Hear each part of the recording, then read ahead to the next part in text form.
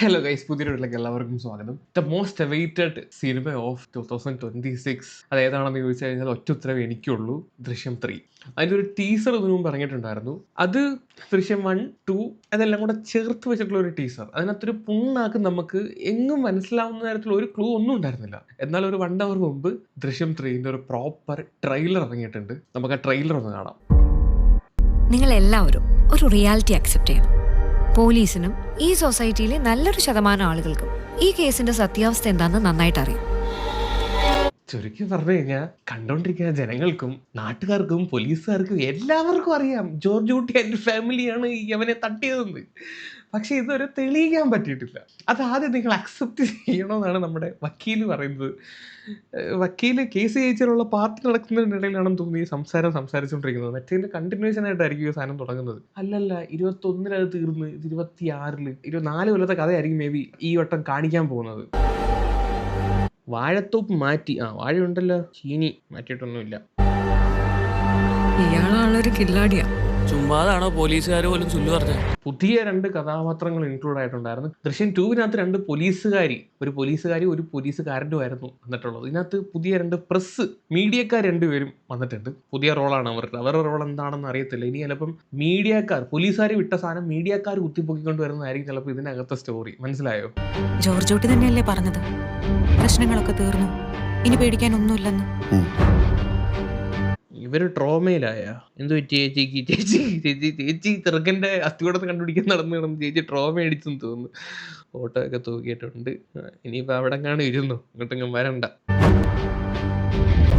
ഇയാൾ ഇപ്പോഴും file വായിച്ചുകൊണ്ടിരിക്കുകയാണ്. 2 സീസണായിട്ടിരുന്ന് file വായിച്ചുകൊണ്ടിരിക്കുകയാണ്. ഇതുവരെ വല്ലതും വായിച്ച് തീരുവണ്ണേ.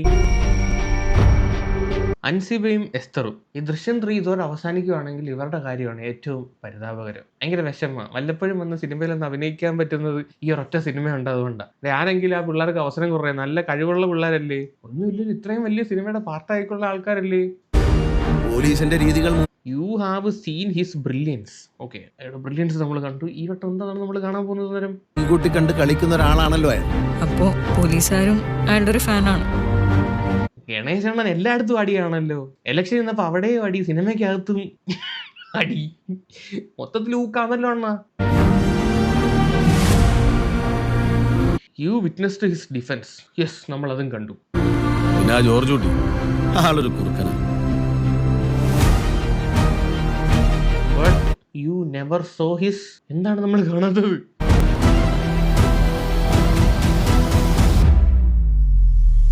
What it cost him. Okay, അപ്പൊ ഈ സിനിമയ്ക്കകത്ത് ജോർജ് കുട്ടിയുടെ നഷ്ടപ്പെട്ട കാര്യങ്ങളെ പറ്റിയാണോ സംസാരിക്കുന്നത്? അതുണ്ടാവും. എനിക്ക് തോന്നുന്നു ഫസ്റ്റ് പാർട്ട് ഇയാളുടെ പിള്ളേർക്ക് എന്താ സംഭവിച്ചു, ഭാര്യയ്ക്ക് എന്ത് സംഭവിച്ചു, നാട്ടുകാരെങ്ങനെയാണ് കാണുന്നത്, മൊത്തത്തിലുള്ള ആ ഒരു സെന്റിമെന്റൽ സാധനം ഉണ്ടല്ലോ. ജിത്തു ജോസഫിന്റെ സിനിമയാണ്, സെന്റിമെന്റ്സ് ആദ്യം ഇറക്കിയാണെങ്കിൽ ഒരു തനി നാടൻ സിനിമ പോലെ കൊണ്ടുവന്ന് ഏറ്റവും അവസാനം ട്വിസ്റ്റ് പൊട്ടിക്കാനുള്ള പരിപാടിയുണ്ട് കേട്ടോ. നമ്മൾ ആദ്യം വിചാരിക്കൂ ജോർജ് കുട്ടിയുടെ സെന്റിമെന്റ്സ്, പാവൻ ജോർജ് കുട്ടി എന്നൊക്കെ വിചാരിച്ചു കഴിയുമ്പോൾ ഏറ്റവും അവസാനം സാധനം പൊട്ടിക്കുന്നത് നോക്കാം നമുക്ക്. അയ്യോ, ട്രോമയിലായി കിടക്കുന്ന മകൾ ഉറങ്ങുവാൻ തോന്നുന്നു. Why not tell about acid? മറ്റേ ചെറുക്കനെ ആസിഡ് കഴിച്ചിട്ട് കത്തിച്ചേർന്നില്ല, അതിനെ പറ്റിയാ അവരോട് പറയാൻ പറ്റാതെ. അത് തന്നെ മറ്റേ നമ്മള് സെക്കൻഡിനകത്തുണ്ട് ആസിഡ് തന്നെ. വേറെന്താ, ഏറെ ആസിഡ്. പക്ഷെ വക്കീല് തന്നെ കോടതി വെച്ചിട്ടാണ് കാണുന്നത്. എന്താണെന്ന് ഞെട്ടിത്തിരിച്ചത്. രക്ഷിക്കാനാണെങ്കിലും ഞാൻ ഈ ചെയ്ത കാര്യങ്ങളൊക്കെ കാണുമ്പോൾ അവരുടെ അച്ഛനൊരു ക്രിമിനലാണ് എന്നൊരു തോന്നലുണ്ടായാൽ ഏയ്, അവരങ്ങനെയൊന്നും ചിന്തിക്കില്ല. ഞാൻ തന്നെ അങ്ങനെ ചിന്തിച്ചു തുടങ്ങി. പാവൻ ജോർജ് കുട്ടി ഇനി മാനസാന്തരപ്പെട്ട് പോയിട്ട് പറയൂടെ. ഞാൻ കഴിഞ്ഞ ദിവസം ഒരു കമന്റ് ഉണ്ടായിരുന്നു ടീസറിന്റെ അടിയിൽ.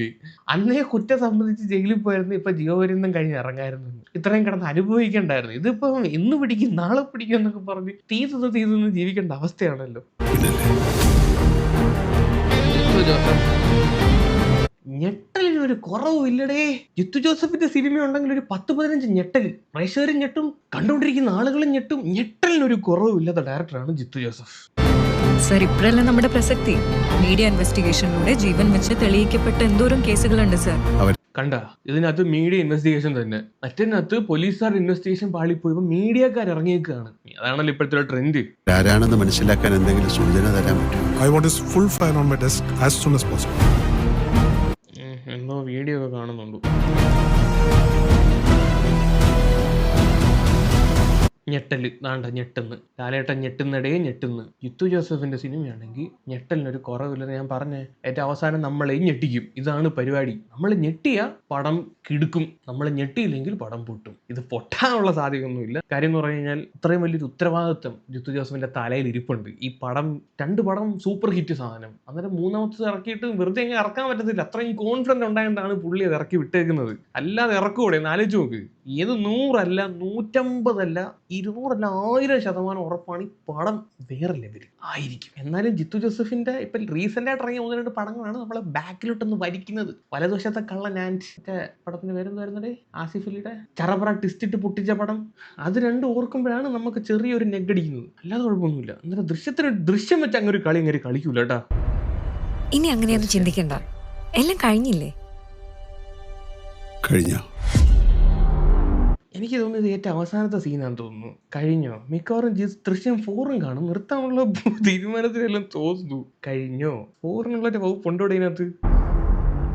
അപ്പം ഇതാണ് ദൃശ്യം 3യുടെ ട്രെയിലർ. കണ്ടിട്ട് എന്ത് തോന്നുന്നത്? ഇത് ഞാൻ പറഞ്ഞല്ലോ, എൻ്റെ ഒരു ഊഹം വെച്ചിട്ട് നമുക്ക് ഊഹിക്കാനല്ലേ അറിയത്തുള്ളൂ. ജിത്തു ജോസഫിന്റെ ചിന്ത എവിടം വരെ ഉണ്ടെന്ന് നമുക്ക് പറയാൻ പറ്റില്ല. പുള്ളി ആദ്യം ഒരു സെന്റിമെന്റൽ സാധനം, ഇവരുടെ അവസ്ഥയും കുട്ടികളുടെ ട്രോമയും ഭാര്യയുടെ ഇതും, പിന്നെ സിദ്ദീഖിന്റെയും മറ്റേ കസയിലിരുന്ന് ട്രോമ അടിക്കുന്ന വരുൺ പ്രഭാകറിന്റെ അമ്മ, മറ്റേ വേറെന്ത് വരുന്നതേ ആ ചേച്ചി, ഡാൻസുകാരി ആശ ശരത്ത്, അവരുടെയൊക്കെ മൊത്തത്തിലുള്ള ഒരു സെന്റിമെന്റ് സാധനമായിരിക്കും ഈ ഫസ്റ്റ് ഹാഫ്. സെക്കൻഡ് ഹാഫിലായിട്ട് വരുമ്പോഴത്തേക്ക് ഈ പത്രക്കാർ പോയിട്ട് എന്തെങ്കിലും കുത്തിയെടുത്തുകൊണ്ട് വരും. അന്നേരം പിന്നെയും ടെൻഷൻ ആവും, ആളുകൾ ടെൻഷൻ അടിപ്പിക്കും, അവസാനം ഒരു ട്വിസ്റ്റ് ഇട്ട് പൊട്ടിക്കും, എഗെയിൻ ജോർജ് കുട്ടി രക്ഷപ്പെടും. എനിക്ക് തോന്നുന്നു മറ്റേ ഈ ആസിഡ് ഒഴിച്ചിട്ട് കത്തിക്കുന്ന വീഡിയോ വരെ ലീക്കാവുമായിരിക്കും. ഏതെങ്കിലും കാട്ടിലെ CCTVക്കകത്ത് ഇത് പതിഞ്ഞത് ലീക്കായി കാണും. അങ്ങനെ വലിയൊന്നും ട്വിസ്റ്റ് ആവാനുള്ള സാധ്യതയുള്ളൂ. ഓക്കെ, അത് ജോർജ് കുട്ടിക്ക് ഫോണിൽ അയച്ചു കൊടുക്കുക. അത് വെച്ചിട്ടായിരിക്കും ഞെട്ടുന്നത്. അമ്മക്ക് ഇങ്ങനെ എന്തെങ്കിലും തട്ടി വിടാമല്ലോ രസത്തിന്. സോ എന്താണെങ്കിലും May 21 first day first show ഉറപ്പാണ്. ഇത് എന്തൊക്കെ സംഭവിച്ചാലും ഫസ്റ്റ് ഡേ ഫസ്റ്റ് ഷോ പോയി കണ്ടില്ലെങ്കിൽ കാര്യം എന്ന് പറഞ്ഞാൽ ഏതെങ്കിലും നാരികൾ വന്ന് ഇതിന്റെ സസ്പെൻസ് പൊട്ടിക്കൂടെ. അതാണ് പ്രശ്നം. ഇതിപ്പോ നമുക്ക് തരുന്ന ഒരു ഇതുണ്ടല്ലോ, അയ്യോ എന്തുവാ എന്നുള്ള ഒരു സാധനം, അത് പോയി കഴിഞ്ഞാൽ ആ പടം ഇല്ല. ഞാൻ പറഞ്ഞു, എനിക്ക് ഫസ്റ്റ് എൻ്റെ അങ്ങനത്തെ സാധനം പോയ സാധനമാണ് ഫസ്റ്റ്. കാര്യം എന്താന്ന് പറഞ്ഞു കഴിഞ്ഞാൽ നിങ്ങൾ പറഞ്ഞാൽ വിശ്വസിക്കുമെന്ന് എനിക്കറിയത്തില്ല.